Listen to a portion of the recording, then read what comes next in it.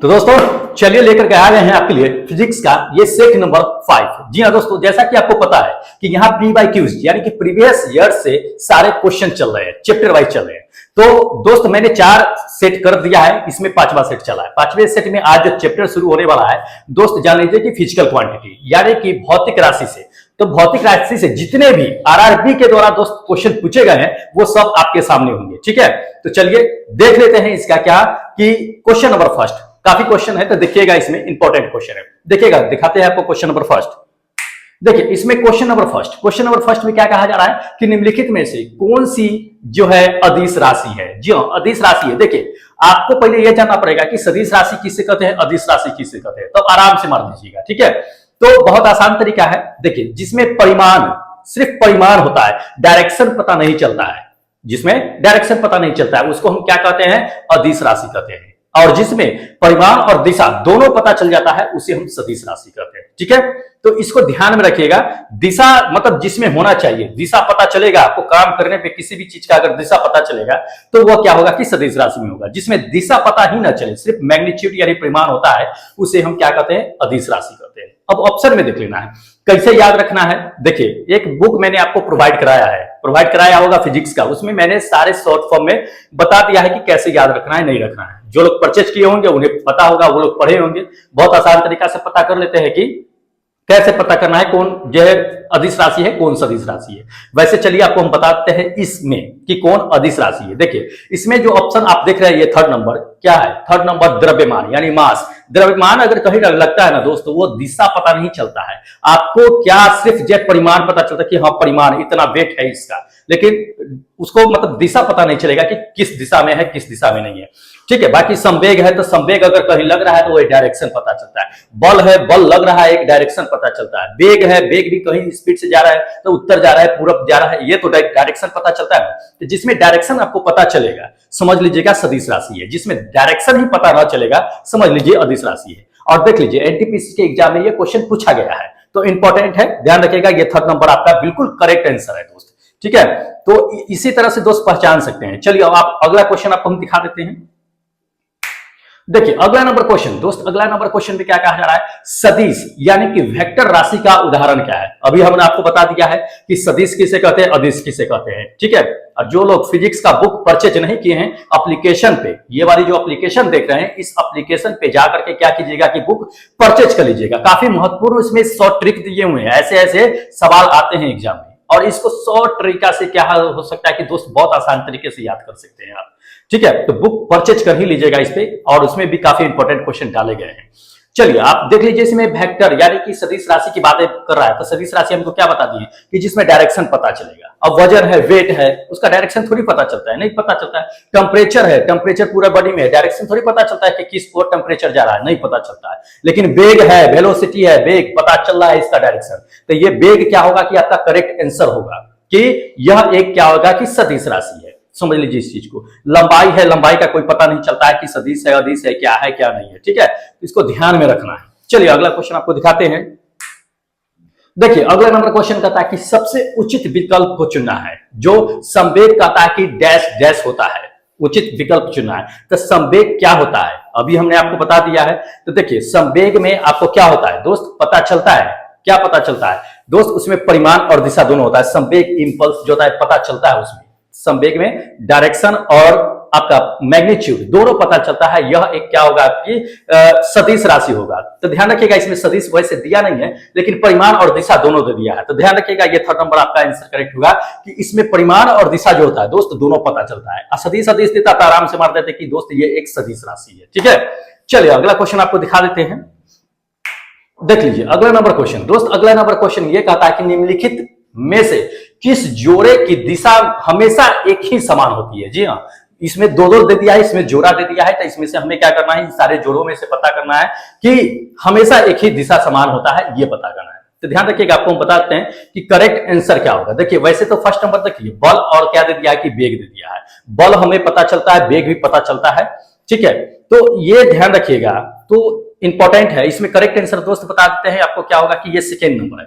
क्या, बल और त्वरण। बल और त्वरण का दिशा जो होता है वो हमेशा एक ही होता है। क्वेश्चन में यही चीजें कहा जा रहा है कि किस जोड़े में दिशा हमेशा एक समान आता है। ठीक है, तो त्वरण जिधर लगता है बल उधर ही लगता है। मान लीजिए कि बल इधर किसी वस्तु को लगा रहे हैं तो वस्तु जाएगा किधर, उधर ही जाएगा ना। जिस साइड हम बल लगाएंगे तो समान दिशा में जाएगा, उसका त्वरण भी उसी तरफ होगा, एक्सेलरेशन भी उसी तरफ होगा। ठीक है, तो समान दिशा की ओर है। अब मान लीजिए कि बल हम इधर लगा रहे हैं, वेग किधर जा रहा है ये पता नहीं है। ठीक है, तो ये चीजें होता है, इंपॉर्टेंट है, ध्यान रखिएगा।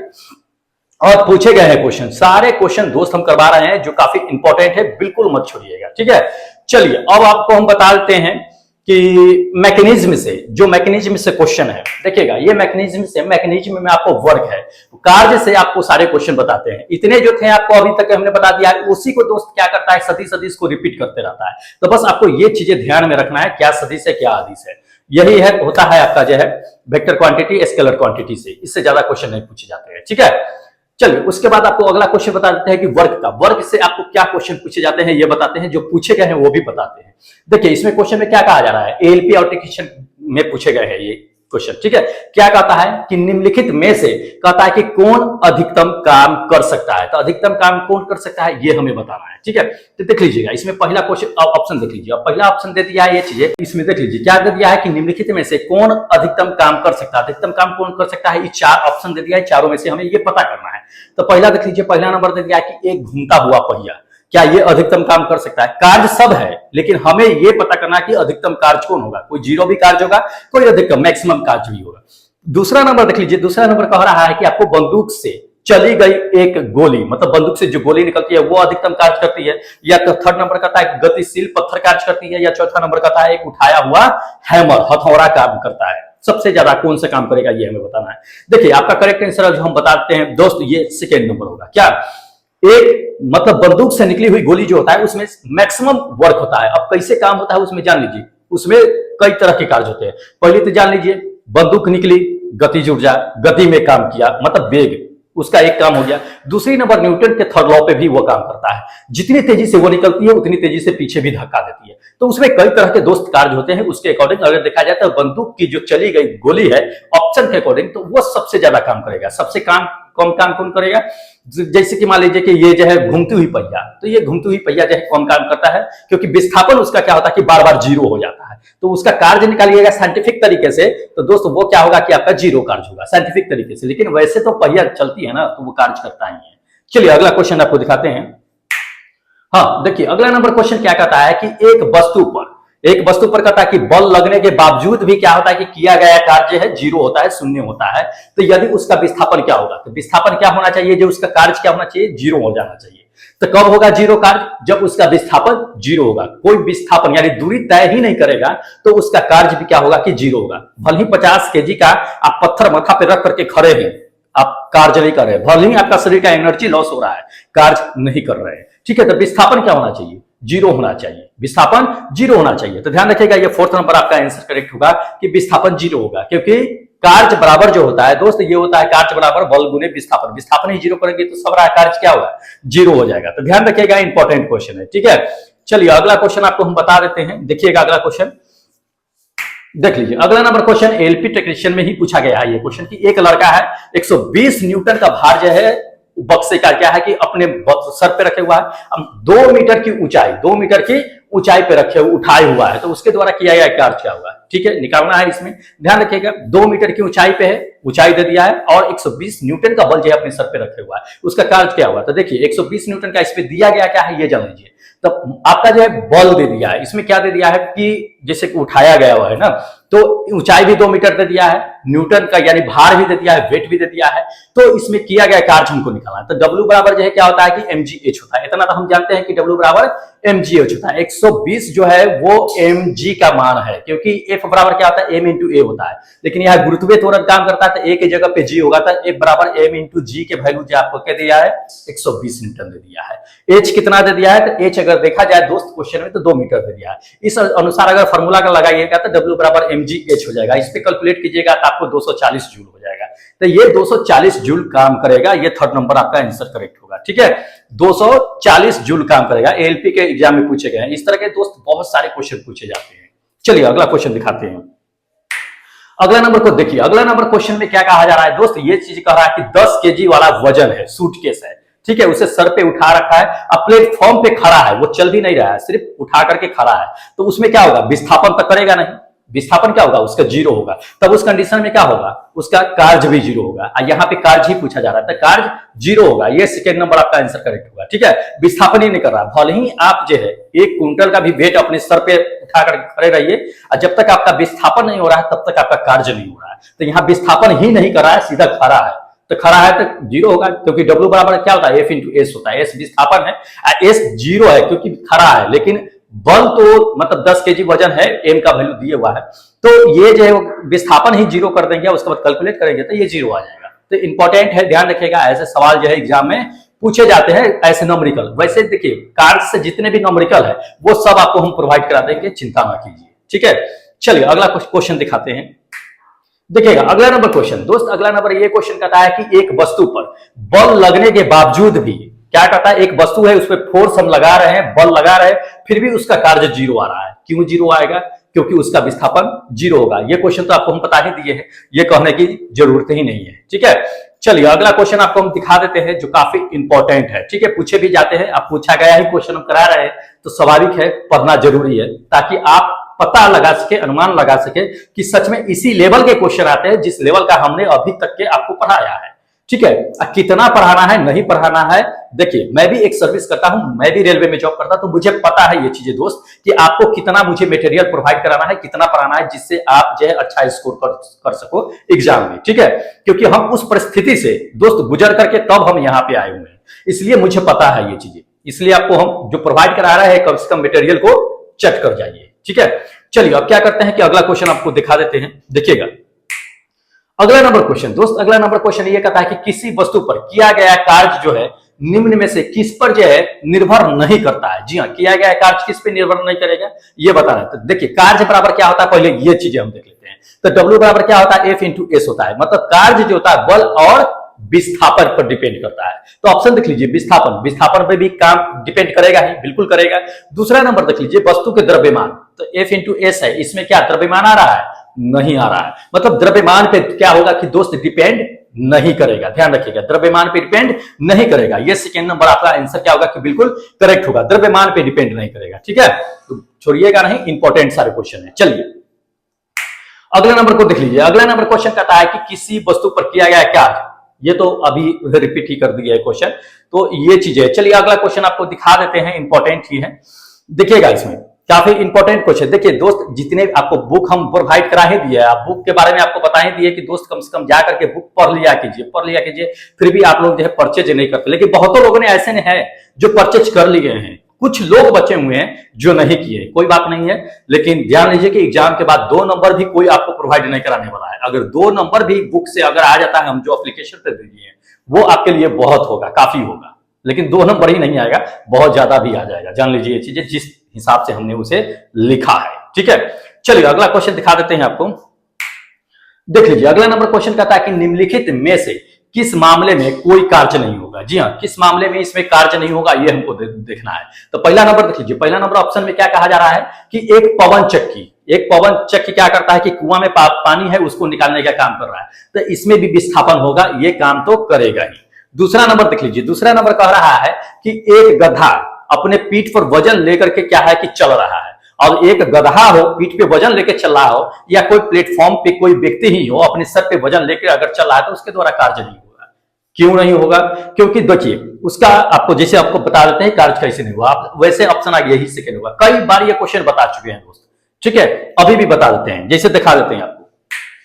ये कुली है, ठीक है, ये कुली है, ये क्या देखिए 20 ऊपर जो है अपना वेट लेकर के चला है, क्या कितना भी केजी का हो, और ये 36 दिशा में चलेगा तो ये 36 दिशा में कितना डिग्री का एंगल बनाएगा दोस्त, 90 डिग्री का एंगल बनाएगा ना। कई बार ये क्वेश्चन बता चुके हैं, 90 डिग्री का एंगल बनाएगा। तो यहाँ F बराबर क्या होता है, कार्य बराबर क्या होता है, W बराबर F into S into cos theta होता है ना। यहाँ पे थीटा कितना डिग्री का एंगल बन रहा है, 90 डिग्री का। 90 डिग्री थीटा की जगह पे रखिएगा तो W बराबर F into S into cos 90 degree हो जाएगा। 90 डिग्री का वैल्यू पुट कीजिएगा तो कितना हो जाएगा, कॉस 90 डिग्री का वैल्यू कितना होता है, 0।